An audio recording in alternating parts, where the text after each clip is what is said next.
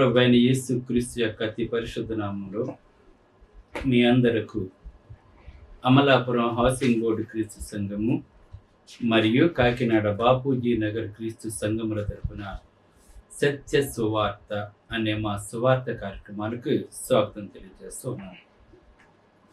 ఇవాళ ధ్యానాంశం ఏంటంటే, నేను దేవుని ఎంతగా ప్రేమిస్తున్నాను. ధ్యానాంశం ప్రార్థన చేసుకుందాం.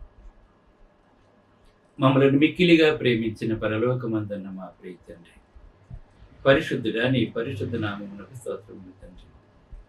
ఇవాళ దేవుని మేము ఎంతగా ప్రేమిస్తున్నామో అనే విషయం మీద మాట్లాడబోతూ ఉండగా నీవే నాతో ఉండి మాట్లాడి వాక్యం అనే అర్థంలో మమ్మల్ని మేము చూసుకుంటూ నీకు ప్రీతికరమైన సేవ చేసేలా చేసి ఈ సంవత్సరం అంతా నీకు ఇష్టమైన కార్యాలు చేసి నీతో నడిచి నిన్ను కనపరిచే కృపను దయచేయమని వినయపూర్వకముగా యేసు క్రీస్తు యొక్క అతి పరిశుద్ధ నామములో ఈ ప్రార్థన చేయుచున్నాను తండ్రి, ఆమేన్. ధ్యానాంశం: దేవుని మనము ఎంతగా ప్రేమిస్తున్నాము. నేను దేవుని ఎంతగా ప్రేమిస్తున్నాను. ఇప్పుడు నేను చెప్తాను. నేను దేవుని చాలా ప్రేమిస్తున్నాను. దేవుడు అంటే నాకు చాలా ఇష్టం. కరెక్టే. నీ ప్రేమను ఎలా వ్యక్తం చేస్తావు నీవు? నేను దేవుని ప్రేమిస్తాను నోటి మాటతో సరిపోతుందా? క్రియలు లేని విశ్వాసము మృతమని చెప్తున్నాడు దేవుడు. మన క్రియలు దేవుని యొక్క ప్రేమను వెల్లడి చేస్తుంటాయి. అంటే మనము దేవుని ఎంతగా ప్రేమిస్తున్నామో ఆ ప్రేమ మనం క్రియల రూపంలో దేవునికి తెలియచేయాలి. నిజంగా నీవు దేవుని ప్రేమించేవాడవు అయితే మొట్టమొదటిగా నీ జీవితంలో దేవునికి మాత్రమే ప్రథమ స్థానం ఇస్తావు. మిగిలినవన్నీ కూడా నీకు సెకండరీ. ఒకవేళ నీవు దేవుని ప్రేమిస్తున్నాను అని భ్రమలో గనుక నీవు ఉన్నట్లయితే అది ఎందుకు పనిచేయని భక్తి అయిపోతుందండి. అది చాలామంది వేళ భ్రమలో జీవిస్తున్నారు. నేను దేవుని ఎంతగానో ప్రేమిస్తానని భ్రమలో ఉంటున్నారు చాలామంది, కానీ దేవుని ప్రేమించటం లేదండి. వాడు ధనానికి ప్రాధాన్యత ఇస్తున్నారండి. ఈ లోకంలో ధనానికే మనుషులు ఎక్కువ ప్రాధాన్యత ఇస్తున్నారు. ధనాన్ని ప్రేమించినంతగా దేవుని ప్రేమించట్లేదు. అంటే ఆ ధనము లేకపోతే మాకు జీవితం లేదనుకుంటున్నారు, కానీ దేవుడు లేకపోతే నీ జీవితంలో నీకు అసలు జీవితం లేదన్న సంగతి తెలుసుకోలేకపోతున్నారు. ఇవాళ మానవుడు ధనానికి ఇచ్చినంత ప్రాధాన్యత దేవునికి ఇవ్వలేకపోతున్నారు. ఇవాళ నేను దేవుని ప్రేమిస్తున్నాను అని మాట్లాడుతున్నాను. నువ్వు దేవుని ప్రేమించేవాడు అయితే ఆరాధనలో ప్రార్థన, కీర్తన, వాక్యము, రొట్టె విచ్చుట, కానుకలు 5 అంశాలు ఉంటాయి ఆరాధనలో. ప్రతి ఆదివారము కూడా 52 వారాల ఆదివారాలు మనకి సంవత్సరానికి 52 ఆదివారాలు కూడా నువ్వు దేవుని సన్నిధికి వచ్చినట్లయితే, దేవుని ఆత్మతో సత్యముతో నీవు ఆరాధించినట్లయితేనే నువ్వు దేవుని ప్రేమించినటువంటి వాడు. నీవు నీ సొంత పనుల నిమిత్తము, లేదంటే ఇతరుల పనుల నిమిత్తము, లేదంటే నీ లాభాపేక్ష నిమిత్తము, లేదంటే నాకు ఖాళీ లేదని చెప్పేసి నువ్వు ఎవరి నిమిత్తమైనా సరే ఒక్క వారం మానవు అంటే నువ్వు దేవుని ప్రేమించడం లేదు. దేవుని ప్రేమిస్తున్నాను అని భ్రమలో నీవు ఉంటున్నావు. నువ్వు 52 వారాలు కూడా మొదటి దినం దేవునికి ఇవ్వాలి. ఆత్మతో సత్యముతో దేవుని ఆరాధించాలి. సమాజముగా కూడుట మానవద్దని చెప్పి దేవుడు హెచ్చరిక చేశాడు. ఆయన మన కొరకు శిలువలో బలైపోయాడు. మన కొరకు నరరూపి దాల్చాడు. మన కొరకు శరీరధారిగా వచ్చాడు. మన కొరకు తన్ను తాను రిక్తునిగా చేసుకున్నాడు. తండ్రి దగ్గర ఉన్న మహిమను అతను పోగొట్టుకున్నాడు. దేవుడు నీ కొరకు నా కొరకు శిలువలో బలైపోయాడు. మన నుండి మనల్ని విడిపించడం కొరకు, నిత్యజీవం మనకి ఇవ్వటం కొరకు, తండ్రితో మనం కలిసి జీవించడం కొరకు. ఈ లోకంలో పాపము, శాపము, మరణం ఉంది గనక ఆ మూడిటి నుండి విడిపించడానికి ప్రభువైన యేసుక్రీస్తు వారు శరీరధారిగా వచ్చాడు. 70-80 సంవత్సరాల ఈ జీవితాన్ని శాశ్వత కాలం నరకానికి మనం గురి కాకుండా ఉండాలని, దేవుని ప్రసన్నతలో మనం జీవించాలని, దేవుడు ఎక్కడున్నాడో మనం అక్కడ ఉండాలని మన నిమిత్తం ఆయన ఈ లోకంలోకి వస్తే మనము కేవలం ఈ లోక సంబంధమైన జీవితాన్ని జీవిస్తూ ఈ తుచ్చమైన శరీరాన్ని సంతోషపెట్టుకోవటం కొరకు ఇవాళ చాలామంది దేవుని ఆరాధన నిర్లక్ష్యం చేస్తున్నారు, దేవుని నిర్లక్ష్యం చేస్తున్నారు, ఆఖరిని దేవునికి స్థానం ఇస్తున్నారంట. ముందు మీ పనులకు ప్రాధాన్యత ఇచ్చుకుంటారు కనుక 52 వారాలు ఆరాధనకు రావాలి. తర్వాత ప్రార్థన. ప్రతి క్రైస్తవుడు కూడా ప్రతిదినము కూడా ప్రార్థనలో కొంతసేపు గడపాలి. ప్రార్థన ద్వారా దేవునితో మనం మాట్లాడుతున్నాం. ప్రార్థనలో దేవునికి కృతజ్ఞతలు తెలియజేస్తున్నాం. మనం ప్రార్థన ద్వారా గొప్ప శక్తిని పొందుతాం మనం. కనుక ప్రార్థనలో జీవించాలి. అందుకే రక్షించబడిన మొదటి సంఘము, మొట్టమొదటి ప్రారంభించబడిన సంఘము, ఆ రక్షించబడిన వారందరూ కూడా ప్రార్థన యందు, సహవాసమందు, రొట్టె విచ్చిడి యందు, వాక్యమందు ఎడతెక్క వాళ్ళు జీవించారు. మనము కూడా అలా జీవిస్తేనే మనం నిజమైన క్రైస్తవులు. మనం కనుక ప్రార్థన నీ జీవితంలో ఉచ్ఛ్వాస నిశ్వాసాలకు ఉండాలి. 2 కీర్తనలు. ఆరాధన అంటే ప్రారంభ ప్రార్థన నుంచి ముగింపు ప్రార్థన వరకు నువ్వు కూర్చోవాలి. నీ పూర్ణ హృదయంతో, పూర్ణ మనసుతో, పూర్ణ వివేకంతో నీ దేవుని గణపరచాలి. అలా చెయ్యకపోతే నువ్వు నిజమైన క్రైస్తవుడు కాదు. నీ భక్తి వ్యర్థము. నువ్వు ఎప్పటికీ పరలోకి వెళ్ళవు. ఈ లోక సంబంధమైన క్రైస్తవుడుగా నీ జీవిస్తున్నావు. అలా కీర్తనలో మనసారా పాడాలి, హృదయంలోంచి రావాలి. ఆ దేవుని ప్రేమ హృదయంలోంచి పొంగి పరలాలి. ఆత్మతో పాడాలి, మనసుతో పాడాలి. నీ జీవఫలాన్ని దేవునికి అర్పించాలి. ఆ పాట యొక్క భావాన్ని తెలుసుకోవాలి. ఆ పాటలో మమేకం అయిపోవాలి. నువ్వు పాడుతుంటే దేవుడు, పరలోకం నుండి దేవుడు, దూతలు ఎంతగానో సంతోషించాలి. అంత మహిమకరంగా పాడాలి. ఇన్స్ట్రుమెంట్ వాడకూడదండి. క్రొత్త నిబంధనలో ఇన్స్ట్రుమెంట్ వాడిన సందర్భం ఎక్కడా కూడా మనకు కనబడదండి. మనకి కేవలం ఆత్మతో, మనసుతో పాడారంతే. హృదయంలోంచి పాడారండి వాళ్ళు, మనసుతో పాడారండి. ఇన్స్ట్రుమెంట్ వాడటం దేవునికి వ్యతిరేకం. ఇన్స్ట్రుమెంట్ వాడుతున్నావా? నువ్వు ఇన్స్ట్రుమెంట్తో నువ్వు పాటలు పాడుతున్నావా? నువ్వు ఆత్మతో, సత్యముతో నువ్వు ఆరాధించిన వాడు కాదు.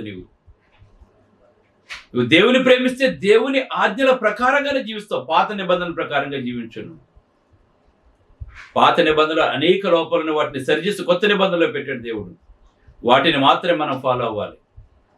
అలాగే వాక్యం వింటున్నాడు, మనసారా వినాలి. ప్రతిరోజు ఉదయం లేచిన వెంటనే వాక్యం చదువుకుని, ప్రార్థన చేసుకుని, వాక్యం చదువుకుని నీ జీవితం ప్రారంభించాలి. అప్పుడు దేవుని కాపుదల నీకు ఉంటుంది. చదివిన వాక్యాన్ని ధ్యానించుకోవాలి. అలాగే ఆరాధనలో వాక్యం చెప్తున్న మనసారా వినాలి. వాక్యానికి శక్తి ఉంది, వాక్యానికి బలం ఉంది, వాక్యానికి జయం ఉంది. అందుకే వాక్యము 2 అంచెల వాడిగల ఎటువంటి ఖడ్గము కంటేనూ పదునైనదే. మన కీళ్ళలోకి, మూలుగుల్లోకి వెళ్ళిపోయి మనకి జీవాన్ని, శక్తిని, బలాన్ని ఇస్తుంది. ఆ వినుట వల్ల విశ్వాసం కలుగుతుంది. వినుట క్రీస్తుని గురించిన మాట వల్ల కలుగుతుందండి. సాక్ష్యాల వల్ల విశ్వాసం కలగదండి. ఎవరో చెప్పే సాక్ష్యాన్ని కాదు నువ్వు విశ్వసించవలసిందండి. యేసు క్రీస్తు వినుట వల్ల విశ్వాసం కలుగు. వినుట క్రీస్తుని గురించిన మాట వల్ల నీకు విశ్వాసం కలగాలి. రోజు రోజుకి నీ విశ్వాసం ఎక్కువతో ఉండాలి, కానీ నీ విశ్వాసం పడిపోకూడదండి. కనుక వాక్యంలో ఎడతెక్కుండాలి. ప్రార్థన, వాక్యం, కీర్తనలో ఎడతెక్కుండాలి. అలాగనే రొట్టె ఇచ్చినప్పుడు, ఆయన శరీరాల్లో పాలు పంచుకున్నప్పుడు అయోగ్యంగా మనం తీసుకోకూడదు. ఆనాడు మన ప్రభు అయిన యేసుక్రీస్తు వారు మన కొరకు ఏ విధంగా శరీరం నల్లగొట్టబడిందో, కొడాలతో కొట్టినప్పుడు, మొల కిరీటం పెట్టినప్పుడు, సిలువను మోసినప్పుడు, కింద పడిపోయినప్పుడు, కాళ్ళకి చేతులకు మేకులు కొట్టినప్పుడు, 10,000 అతి మనోహరుడు స్వరూపమైన సొగసాన్ని కోల్పోయినప్పుడు, ఆయన దేహం చీలి రక్తపు మయమైపోయినప్పుడు, అది నీ కొరకు, నా కొరకు అనిపించాడు యేసు ప్రభు. ఆ త్యాగాన్ని జ్ఞాపకం చేసుకోవాలి. నువ్వు నిజమైన క్రైస్తవుడు అయితే, నువ్వు నిజమైన విశ్వాసం అయితే, ఆయన చేసిన త్యాగాన్ని జ్ఞాపకం చేసుకుంటావు. సిలువను గూర్చిన వార్త నశించుచున్న వారికి వెరుతనం గాని, రక్షించబడుతున్న మనకు దేవుని శక్తి. ఆ శరీర రక్తాల్లో ప్రతి వారం కనుక నువ్వు పాలు పంచుకోలేకపోయినట్లయితే నువ్వు వ్యర్థమైన ఆరాధన చేసిన వాడు అవుతావు. నా శరీరము తిని నా రక్తము త్రాగువాడే నిత్య జీవము గలవాడు. వాని యందు నేను వాని యందున ఉండి అంచె దినమున వానిని లేపుదనని ప్రభువైన యేసుక్రీస్తు వారు మనకు తెలియజేశారు. కనుక నువ్వు ఏ రోజైనా సరే ఆయన శరీరక్తాల్లో పాలు పంచుకోకపోతే నువ్వు, అందుకే అనేకులు రోగులు అయిపోతున్నారు, చనిపోతున్నారు అని చెప్తున్నాడు దేవుడు. నువ్వు రోగిష్టి అయిపోయి ఉంటుందని కారణం ఏంటి? ఆయన శరీర రక్తాల్లో పాలు పంచుకోలేకపోవటం వల్ల. ఎవరైతే ఆయన శరీర రక్తాల్లో పాలు పంచుకుంటారో వాని యందు నేను వాని యందు ఉండి అంచె దినమున వాని లేపుతానని చెప్తున్నాడు. నువ్వు నిజమైన క్రైస్తవుడు అయితే, నువ్వు నిజంగా దేవుని ప్రేమిస్తే ప్రార్థనలో ఎడతెక్కుంటావు, వాక్యంలో ఎడతెక్కుంటావు, ఆత్మతో మనసుతో పాడతావు. ఆయన శరీరక్తాల పాలు పంచుకున్నప్పుడు యోగ్యమైన రీతిలో నువ్వు తీసుకుంటావు. ఒక్క వారం ఆయన శరీరక్తాలను పాలు పంచుకోలేదంటే నువ్వు దేవుని ప్రేమను విసర్జించిన వాడవుతావు, దేవుని కోల్పోయిన వాడవుతావు నీవు. అందుకే పూర్ణ హృదయంతో ప్రేమించినంటే 5 ఆజ్ఞలు పాటించాలి. ఇంకా ఆఖరిది ఏంటంటే కానుకలు. నువ్వు కానుకలు ఇవ్వటం ద్వారా దేవుని యొక్క ప్రేమను నువ్వు నిరూపించుకుంటావు. నువ్వు కానుకలు కనుక నువ్వు సరిగా ఇవ్వలేకపోతే నువ్వు దేవుని ప్రేమించలేని వాడవుతావు నీవు. ఎందుకంటే నువ్వు ఎంత ప్రేమిస్తున్నావో నువ్వు ఇచ్చే కానుక దేవునికి తెలియచేస్తుందండి. 2 కాసులు కలిసి మొత్తం వేసేసింది. ధనవంతులు కొంత దాచుకుని కొంత వేస్తున్నారు, కానీ దేవుడు వారు ఎవరిని మెచ్చుకోలేదండి. ఎందుకంటే వాళ్ళు సిరి సంపదలు ఉన్నాయి, కొద్ది వేస్తున్నారండి వాళ్ళు, కానీ తనకు కలిగిందంతా వేసేసింది 2 కాసులు కలిసి. ఈవేళ మనకు డబ్బున్నా కూడా మన సొంత విషయాలకి, మన లగ్జరీస్కి, మన ఖరీదైన వస్తువులకి ఖర్చు పెట్టుకున్నా కానీ దేవునికి ఇవ్వటానికి మనసు రావట్లేదండి. దేవునికి ఇవ్వటానికి మనసు, దేవునికి ఎందుకు ఇవ్వాలి? నీ వ్యక్తిగత విషయాలకు లక్షలు ఖర్చు పెట్టుకుంటున్నావు కదా. దేవుని సేవకు సహకరించడానికి, పేదవారికి సహకరించడానికి నీ మనసు అంగీకరించట్లేదండి. నువ్వు ధనాన్ని ప్రేమిస్తున్నావు. అన్నయ్య సభ్యర వంటి మనసు కలిగి ఉన్నావు, గెహేజీ వంటి మనసు కలిగి ఉన్నావు. నీవు పరిశుద్ధాత్మను మోసపుచ్చినకు సాతాను ఎందుకు మిమ్మల్ని ప్రేరేపించిందని అడుగుతున్నాడు. ఈ వేళ శ్రేష్టమైన భాగాలు కనుక నువ్వు దేవునికి ఇవ్వకపోతే పరిశుద్ధాత్మను మోసపుచ్చిన వారు అవుతారు మీరందరూ కూడా. కనుక ఈ 5 ఆజ్ఞలు కనుక నువ్వు ఖచ్చితంగా పాటించినట్లయితే, పేదలకు మనం సహాయం చేసినట్లయితే, నిన్ను వల్ల నీ పొరుగు వారిని ప్రేమించినట్లయితే నువ్వు నిజంగా దేవుని ప్రేమించడం. ఇందులో ఏది చేయకపోయినా కూడా నీ భక్తి కేవలం పేలవం, దేవుడు అంగీకరించిన భక్తి. దేవుని ప్రేమించిన ముసుగులో నువ్వు ఉన్నాను. ఈ యుగ సంబంధమైన దేవతని మనోన్నతను గుడ్డితనం కలుగజేసి ఇందులో ఏ ఒక్కటి తప్పినా కూడా నువ్వు దేవునికి చెందినవాడు కాదని తెలియజేస్తాను. ఈరోజే నీ మనసు మార్చుకో. 5 అంశాల్లో జాగ్రత్త కలిగి జీవించు. 52 ఆదివారాలు ఆత్మతో సత్యముతో ఆరాధించు. ధనాన్ని ప్రేమించుకు, ఈ లోకాన్ని ప్రేమించుకు, ఈ లోకంలో ఉన్న వాటిని ప్రేమించుకు. ఎందుకంటే ఇవన్నీ గతించిపోతాయి. క్రీస్తు ప్రేమ శాస్త్రం యుగ సమాప్తి వరకు సదాకాలము నీకు తోడుండేవాడు క్రీస్తు ఒక్కడే. నువ్వు ఇంకా రక్షణ పొందలేదా? నేడే రక్షణ పొంది దేవుడు స్వరక్తమిచ్చే తన సంఘము క్రీస్తు సంఘంలో సభ్యుడిగా ఉండు. ప్రార్థన చేసుకుంది. పరిశుద్ధుడైన తండ్రి, పరలోకమందున్న దేవ, నీ పరిశుద్ధ నామమునకు స్తోత్రాలు తండ్రి. మా భక్తి సరైనదేనా? నేను దేవుని అంతగా ప్రేమిస్తున్నా. క్రియల రూపంలో విశ్వాసం లేకపోతే తండ్రి మేము మృతులను తండ్రి, బ్రతికుండి చచ్చిన వాటితో సమానం ప్రభు. ఈ లోక సంపద మా వెనక రాదు తండ్రి. మీ దేవుని కొరకు ఏమైతే చేస్తామో, ఎలాగైతే ఆరాధించామో తండ్రి, ఎంత ప్రేమ కలిగి ఉన్నామో అవే మా వెనకలు వస్తాయి కనుక ప్రతి ఒక్కరూ నిజమైన క్రైస్తవులుగా, నిన్ను ప్రేమించేవారుగా, నీ ప్రేమను వెల్లడి చేసుకునేలాగా, నీ వల్ల దయ పొంది నీ సంరక్షణలో జీవించేవారుగా చేయమని యేసుక్రీస్తు నామమున ప్రార్థన చేస్తున్నాను తండ్రి. ఆమేన్. మీ అందరికి వందనములు. God bless you. Brother George Raju Vara, church of Christ, housing board, Amalapuram, near KIMS medical college, Konaseema district, 523201. Mobile number 9848730355, 92933174887. Email ID georgerajuvara@gmail.com. Website www.helpingforpoor.com.